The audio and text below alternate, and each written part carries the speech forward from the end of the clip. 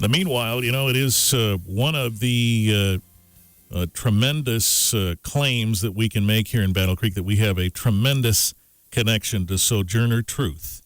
And here to talk to us about that is Kimberly Holley of the Sojourner Truth Institute, and Mark Lambert is here as well, the chair of the board of directors at the Historical Society of Battle Creek. Good morning to you both. Good morning. Thank you for being here with us today. We have not spoken as much as we should about this connection that we have, and so we're thrilled to have you with us today. Let's talk about the history of the Sojourner Truth Institute first. How did we get going with this tremendous asset? Well, for 100 years, the Historical Society of Battle Creek has been around and collecting and preserving the history of Battle Creek. And in 1990, there was a movement to really amplify the Sojourner Truth legacy in the community. And so an organization was formed and incorporated, and a tax determination letter was received by some folks who organized it. And the Sojourner Truth Institute and Sojourner Truth Foundation was formed. As a historical society, we cooperated with them and provided some of our artifacts for various displays and events that they would do, and basically collaborated for their history. So that's how it all got started and how it's been operated for some years. Mm-hmm. So, Kimberly, talk about that a little bit from your angle. Have we accomplished what we'd like to accomplish with the Institute and this legacy? Certainly we've done a lot, but we have so much more that we could do. I mean, really, Battle Creek should be known for housing such a wonderful historical figure. And when the Institute was founded by Dr. Velma Loss Clay, that was really her intent, was to really expand the historical and biographical knowledge about the life work of Sojourner Truth, and also to carry on her mission through teaching and promoting projects that really highlight the ideas and principles for which she stood. Mm-hmm. And so the education component has always been at the core of the Institute's work. And that involved curriculum that was developed for schools, that also involved art projects, conducting tours to visiting groups that want to learn about Sojourner Truth's history. And now we're looking to expand on that work that was started over 2 decades ago. And we'll talk about what that means coming up shortly on 95.3 WBCK.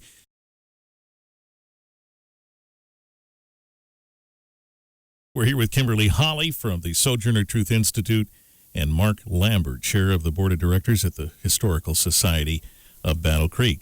So, Kimberly, you provided us with that nugget there about expanding in the future. What does that mean? Well, we're really excited. I started working with Dr. Clay and the Institute in late 2015 to kind of look at how the Institute has evolved and what direction it wanted to head in the future. And over the course of that planning, that's kind of led us to where we are today. We are excited that we are going to form in partnership with the Battle Creek Community Foundation, the Sojourner Truth Foundation, which will be an operating foundation organized as an affiliate of the Battle Creek Community Foundation. And the Sojourner Truth Institute will operate under the direction of that Sojourner Truth Foundation. This new organizational structure allows us to kind of expand our work on a broader scale and look at how we execute some of our plans, and also delve into new focus areas. Mm-hmm. And being a foundation will give you some financial latitude, I presume. Well, we'll be an operating foundation, so we won't actually be granting funds, but we'll be operating activities and programs through the foundation. Mm-hmm. And I imagine the Historical Society sees this as a win, right? Oh, sure. I think so for the community. And for our part, we're going to continue our collaboration just as we always have with this wonderful cause. We've got an agreement with the foundation to provide any and all artifacts related to Sojourner Truth whenever they want them, wherever they want to have them. And, of course, we'll continue at no charge to offer the space in Kimball House Museum for displaying the Sojourner Truth artifacts and papers and that kind of thing, and just do whatever we can to help them be successful. Boy, Kimberly, the opportunity to speak with Dr. Clay about her perspective on where the Institute had gone and what the future might be was well timed, because of, obviously we lost her recently. What did she tell you about that in terms of how she felt about how the progression of this had taken place? Really, the vision is, not only, is the Institute a local treasure for the Battle Creek community, but the vision is that it's also a national resource. We really want to elevate the significance of Sojourner Truth's impact on this country. And that's really has always been and will remain the goal, and to pick up the baton and carry on her mission. And that's really what she was focused on. And every opportunity that she had to help promote and educate people about Sojourner Truth, she took advantage of that. And it was wonderful to be able to work with her and understand her vision, and now to help carry that out is an honor. And one of the, I think, contributions we can make is to continue to collaborate as you get that website up and running. We own all the artifacts and everything. Well, we've invested in this last year in some new capabilities to digitize a lot of works on paper.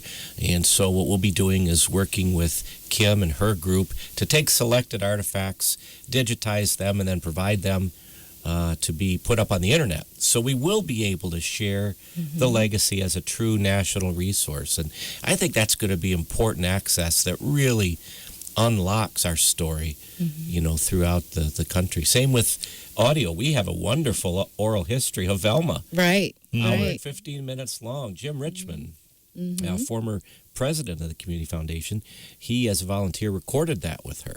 Wow. Right. And, it's just a fantastic story of her life, and that will certainly be a part of it, I think. Absolutely. So education will remain at our core, but we'll also be able to expand into advocacy and leadership, and we're really excited about the opportunities that this new structure will provide us in terms of access to resources, expertise, networking and collaboration opportunities, to really go for that big vision of being a national resource. When you talked with Dr. Clay, did she start a sentence this way?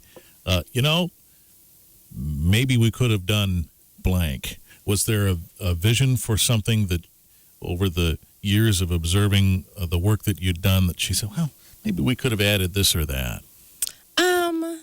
She never looked behind. No, She was more likely to say, maybe we ought to do this. Right. Forward, yeah. Always excited about the possibilities of what could be done, and was really, the Institute has been every year an annual celebration of national the Sojourner Truth Day in Michigan. Has continued with educational activities. But really just excited about expanding the possibilities. So to Mark's point, it was really not about looking back, but looking forward about how do we continue to move this work forward and make it bigger and exciting and engage. She was particularly interested in engaging younger generations and understanding our history and creating the next generation of Sojourner Truths. Well, that makes a lot of sense, because the older I get, the more I realize when you encounter young people, they don't know about this. Right. We have to talk about these things. Some things that you realize that you learned a while ago that just by virtue of your experiences, others might not have had those experiences yet, and it's our responsibility to give them those, isn't it? Absolutely. And what Sojourner Truth stood for in terms of human rights and social justice and women's rights is still so very relevant today. So it's great to kind of use her, the way that she went about her advocacy work as a model for how we might continue on in that same vein today. We'll talk more about that in just a moment on 95.3 WBCK. We're talking about Sojourner Truth today.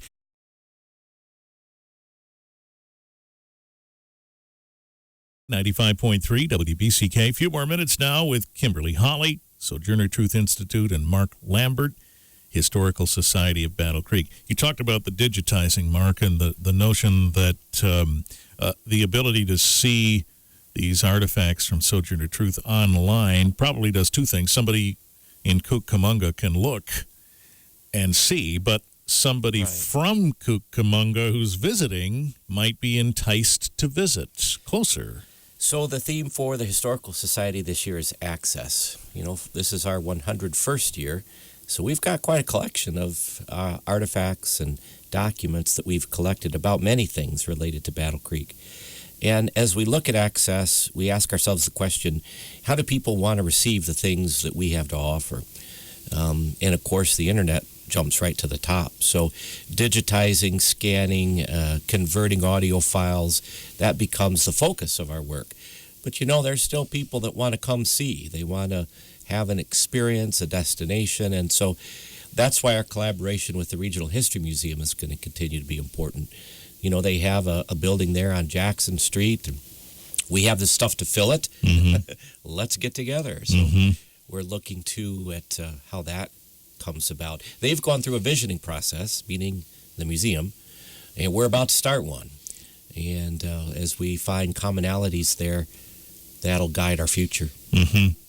Speaking of the future, there's been another entity that was interested in a Sojourner Truth Museum here in town. And when we spoke with them, it sounded like the vision was one of an attraction that might more loudly attract folks, loudly in quotes, to a Sojourner Truth Museum and might have associated attractions to it. What's your thought on that? Do we need to create something that is more easily recognized as a destination in order to articulate the history of Sojourner Truth?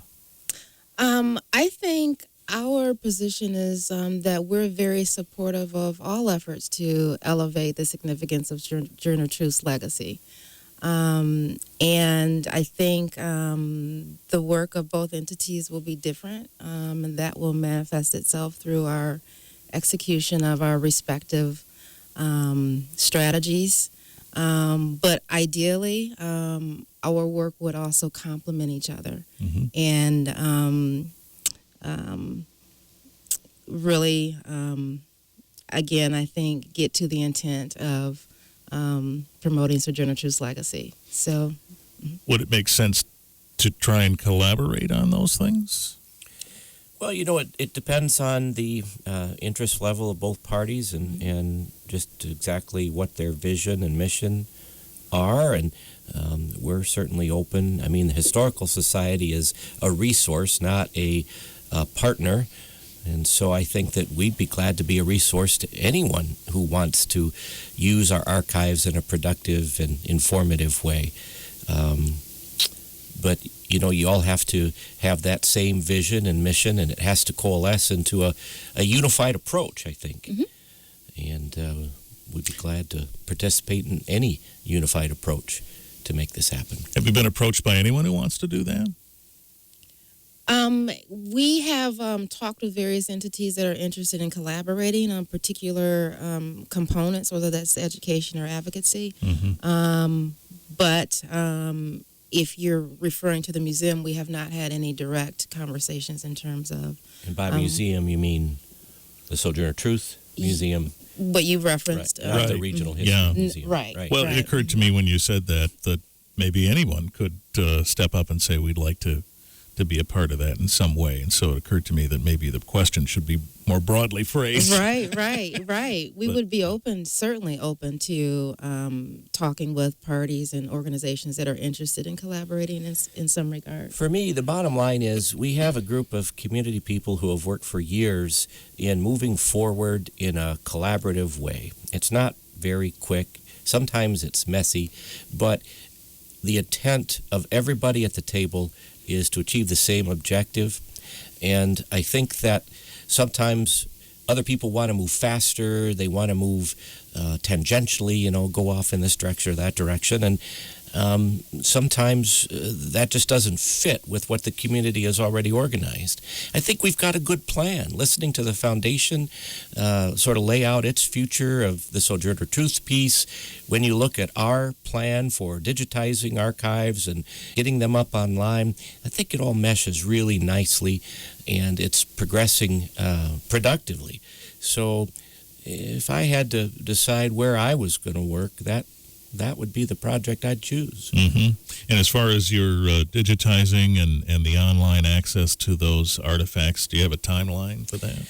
Well, first we have to have the infrastructure. Mm-hmm. That means we have to decide whether it's one website or two, and I think we've decided it's two. The Sojourner Truth Group has its own website, and then, of course, we have our website under Heritage Battle Creek.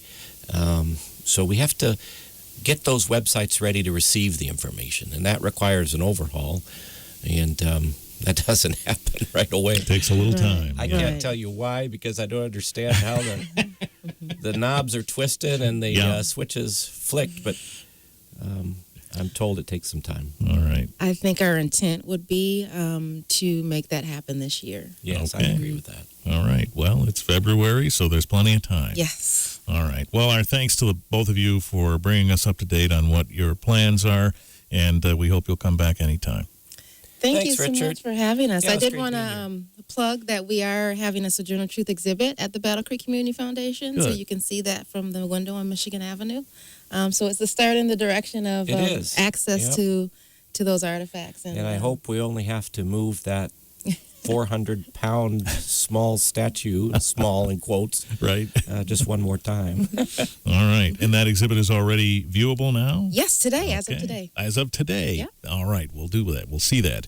That's Kimberly Holley of the Sojourner Truth Institute, and Mark Lambert as well, chair of the Historical Society of Battle Creek Board of Directors. Thank you both. Thank you.